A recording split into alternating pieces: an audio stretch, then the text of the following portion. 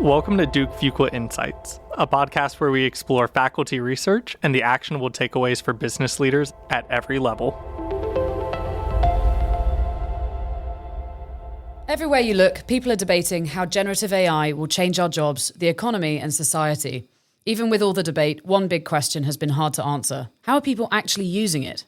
A new study led by Ronnie Chatterji, professor at Duke University's Fuqua School of Business and the chief economist at OpenAI, gives us a clearer answer.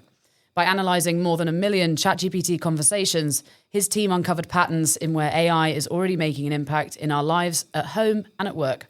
I'm Jenny Laurence, an MBA student at Fuqua, and today I'm joined by Professor Chatterji to break down this important research. Thanks for joining me, Professor. Great to be here. So to start, I'd love to hear about how this study came together. With so much speculation about AI's future, why was it important to study how people are actually using ChatGPT right now?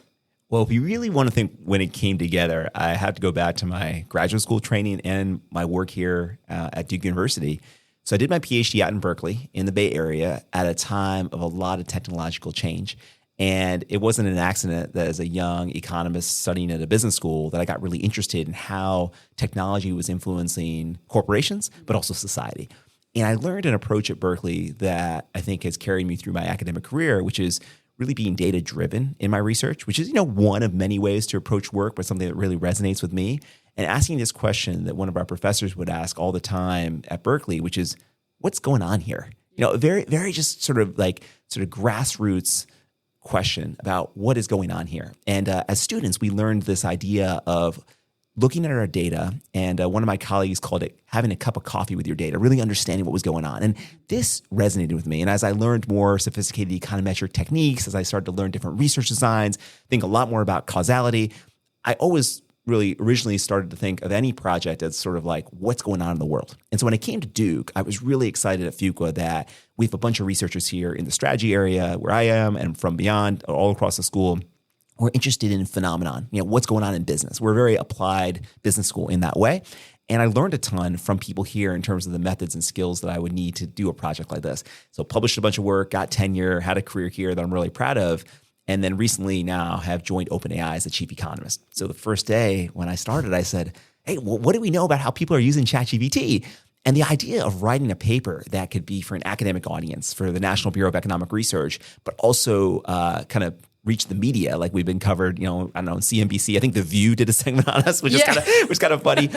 The idea was like, okay, let's just try to figure out what the use cases are, how people are using it, how high-level demographics correlate with that usage. And that is sort of the genesis of what became the paper of how do people use ChatGPT, which, again, the title kind of says it all.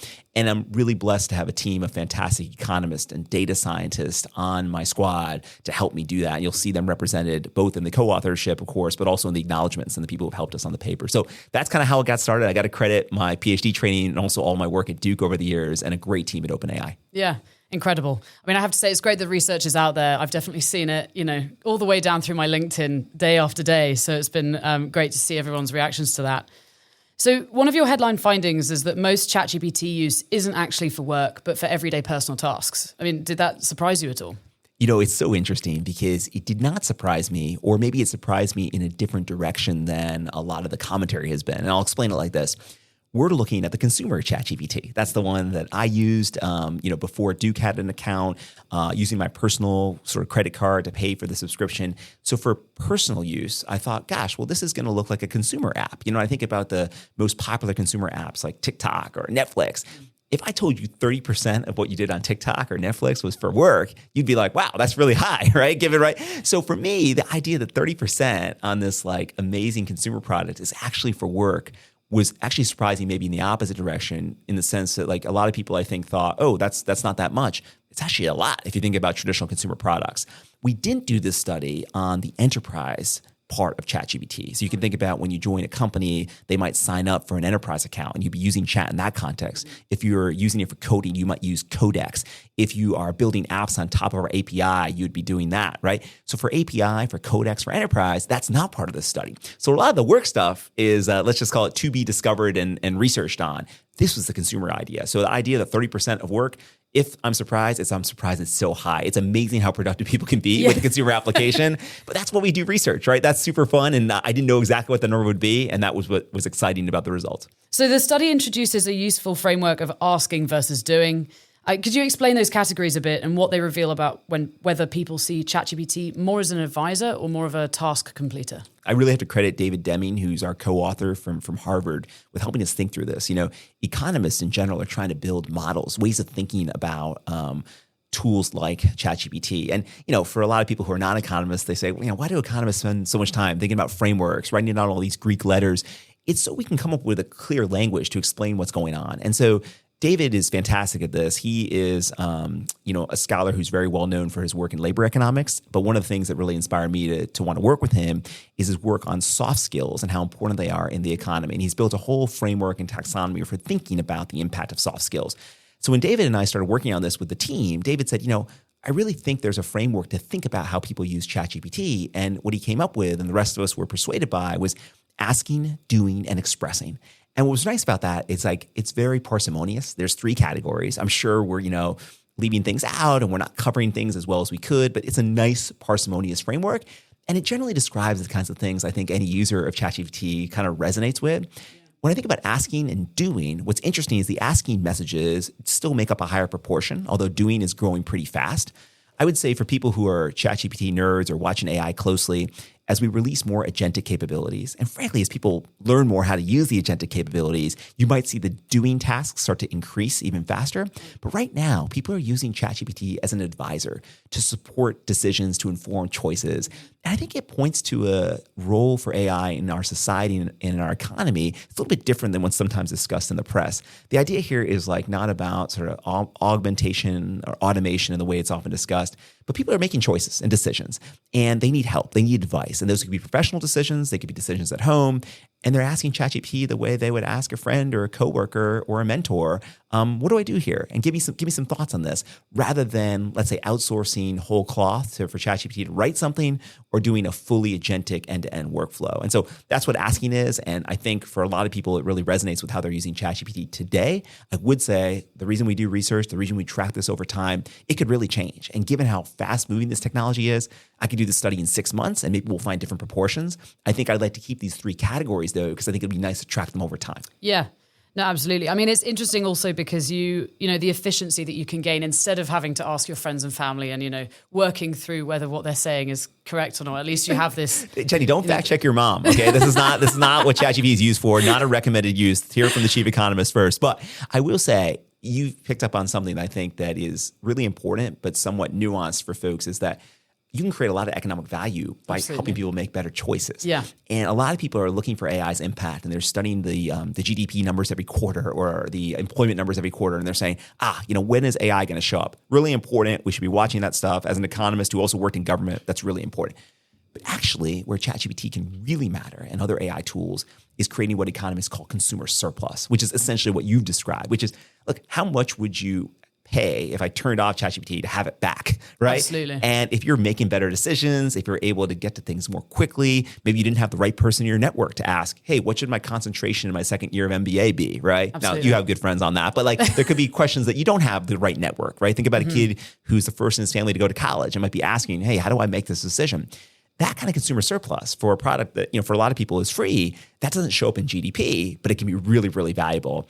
A couple economists from Stanford, led by a team, Eric Vinjolfsson led this team, a fantastic economist, and they estimated the consumer surplus of ChatGPT and AI as $100 billion a year. Wow. So that's an example of something that's really important economic impact, but doesn't show up in the headline statistics, which is important. Yeah, absolutely. Although that being said, I will still be going back to my mum for certain pieces of advice. Oh, definitely. There's only some advice that mom can give, and never go to ChatGPT for that. Agreed. So your study also highlights demographics, and so I just want to touch on that for a second. Younger people, women, lower income countries are leading in adoption. So how might these patterns influence global competition and access to opportunity, as you talk about? Yeah, their rates of adoption are increasing, I should say. And there's still gaps, but the rate of change has been really, really fantastic. And to your point on the demographic trends, from what we can tell from sort of typically female names, typically male names, the gender gap has closed as well. That's really important. And I was really gratified to see that for two reasons. One is, regardless of what the data shows, just having sort of reliable data to see where these things are is really important for society. People are making big decisions based on their perceptions of who's adopting AI and whether it's going to create inequality across a lot of different dimensions. Those are like super important discussions. People inside OpenAI are very passionate about them. But unless you have the right data to make those decisions about who's actually using it, you really can't make good decisions. So first, regardless of what the data said, I was really excited to at least produce that result. And I knew it was going to be very valuable. When I saw that the disparity had closed, the team, we talked about it a lot. And we said, look, we really got to make sure that this is a durable, robust result. As this paper goes through review process and other things, I'm sure we're going to continue to do that. But when we found that, we said, okay, let's make sure that what we're finding is real. Let's do it the best way possible. Let's be transparent about how we did it. But then the idea that this gender gap looks like it's closing was really interesting to us, because a big push from OpenAI is to democratize AI, and the idea to get more people to use it. And if you get more people to use it and the user base grows, hopefully those demographic gaps close as well. In the beginning, ChatGPT, heavily male, technology industry, more highly educated people, the early adopters of a lot of tech products.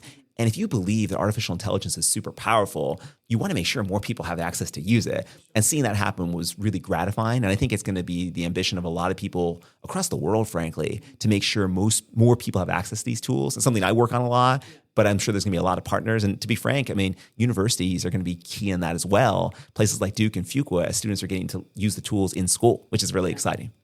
And just to clarify, is it also, is the benefit of seeing this wide range of use also supporting the reduction of bias in kind of the search terms and the kind of way that the data is being presented through ChatGPT?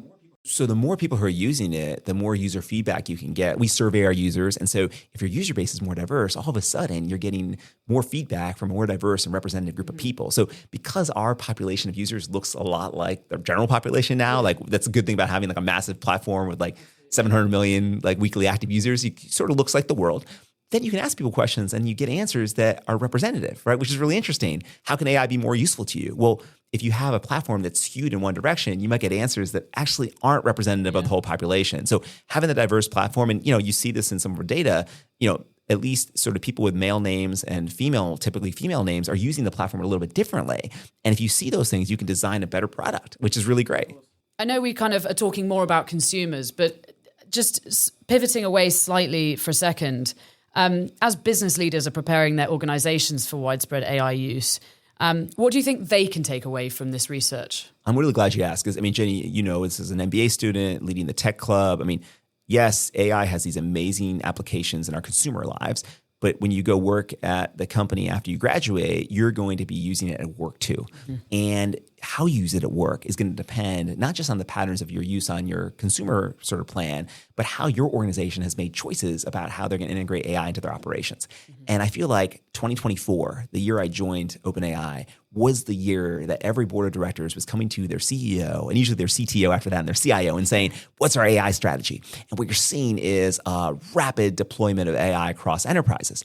But there's lots of different work to be done to figure out how to get return on investment, ROI, from those enterprise implementations. And so you see, and I do a lot of work with companies that are using AI, you see a lot of variation in how they're using it. And a lot of the use cases could be different. And some folks are having experiences where they're like, look, this has changed everything we do. And other folks are trying to figure out what are the right workflows to target. So I think with enterprise, we're in the early innings of how it's being used. We are in a strange moment where we have this powerful technology that at the same time is in consumers' hands and in enterprise. And that means that the rates of adoption and also what you might call the depth of the use will differ between consumer and enterprise. And I think with enterprise, given how much you have to figure out inside an organization to make this work, there's still a lot more sort of value to be generated on this. You see a lot of big investments, but I think you're going to see over the next decade an amazing change in how companies are run. But if we've learned anything, and this goes back to my Berkeley experience and my research here at Duke and all the people who've mentored me here, technology adoptions in enterprise take time. There are lots of frictions, human and otherwise, in terms of adopting technology in organizations effectively. And the companies that figure that out more quickly and find the right workflows to put it against are going to be more successful, creating variation in performance. But eventually, you're going to see that sweep across all companies and really change the way we work. And I think that's what we're experiencing right now. I'd say keep watching that space. Don't expect the quick sort of results that we might have seen on the consumer side, where all of a sudden you can do things on your consumer account that you couldn't even imagine 2 years ago. I think that's not an overstatement, right? No, absolutely. Right? That's kind of amazing. At the same time, we'll be saying that story about business as well, but I think it's going to take a little bit longer because business workflows involve lots of different kinds of people. There's often regulatory and legal issues to deal with. And businesses are often organized as hierarchies where we work with other people up and down the organization. All these things make it different than just being able to create a wicked cool image using image gen. You know what I'm saying? It's just different.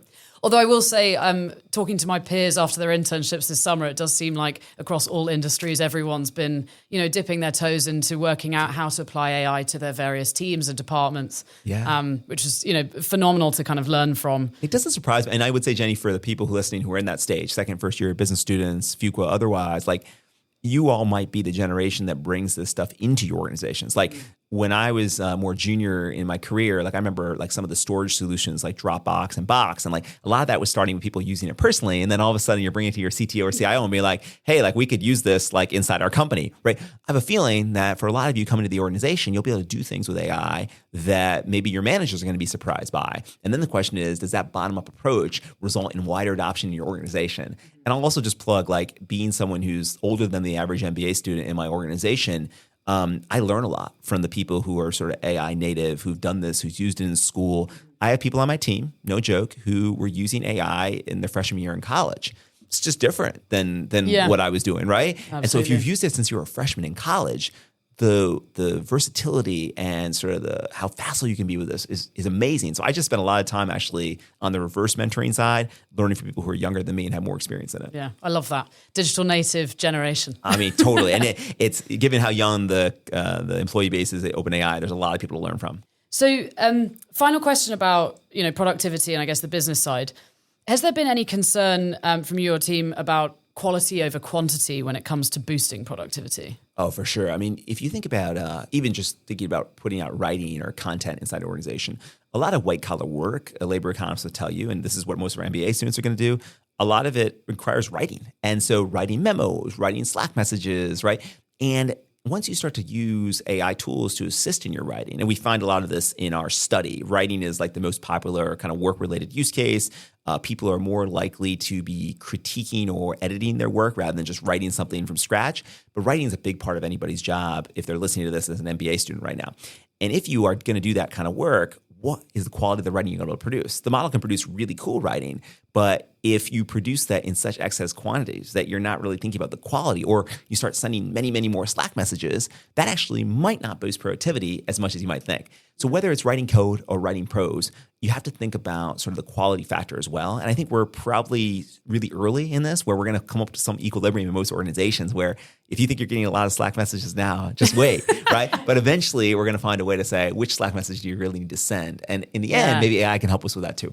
Oh, looking forward to that. Yeah, right. You might have to work through the difficult years here for a little while, Jenny, but yes, we'll get to a better place. Well, I think it's also fantastic about ChatGPT is that, you can speak within your own voice. You can write something that's definitely yours, and then with the edit still comes through your natural voice, which I think is, a fantastic way to make sure that people maintain their kind of unique style. I think so too. And like what's really fun is that when you have that style, you can do things that you never did before. So for example, if you're a person who's more of a poet than a quant, right? You can write like a data-driven memo now with a little help from ChatGPT in your authentic tone. Mm-hmm. And before you might have been insecure about that, said, oh, I'm not really that kind of person. I don't know how to present the tables or talk about the data in the right way. But now you can apply that. And that can be really powerful. And I think that's, that's one of the upsides of AI use at work that people probably don't think a lot about. I think a lot of the downsides, which is important, but this is going to be lowering barriers to entry for a lot of people who maybe didn't have the skills to write that very data-driven document before, or the very sort of data-driven person who doesn't have the right language to write the narrative.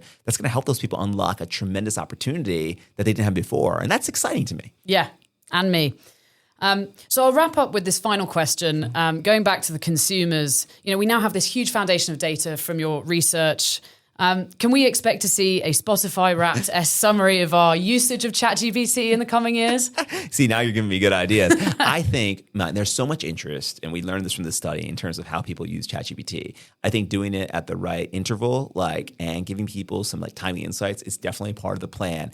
This paper sort of put sort of mark in the ground and say, here's how people are using it today, knowing very well that, in a year or 6 months, it could be really, really different. For the academic audience, I think understanding the asking, doing, expressing is going to help them think about where is AI going and what has it meant so far. But for folks who are paying attention to this in real time, our team, it's incumbent on us and other teams at OpenAI to be releasing timely insights to help people understand where this technology is going.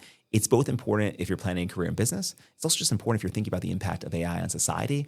And when you think about why I joined OpenAI as a chief economist, it is to develop indicators and forecasts and metrics to help people think about the future in a world where AI is really powerful. Absolutely. Well, you guys heard it here first. I'm looking forward to seeing that summary. Asking, doing, expressing. I definitely don't want to know what I'm searching for. Ronnie, thank you so much for your time. Really, really appreciate learning more about the insights and looking forward to seeing more of that corporate side as well. Jenny, thanks for having me. It's an honor.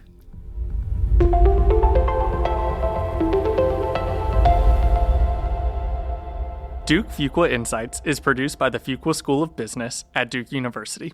You can learn more at fuqua.duke.edu/podcast.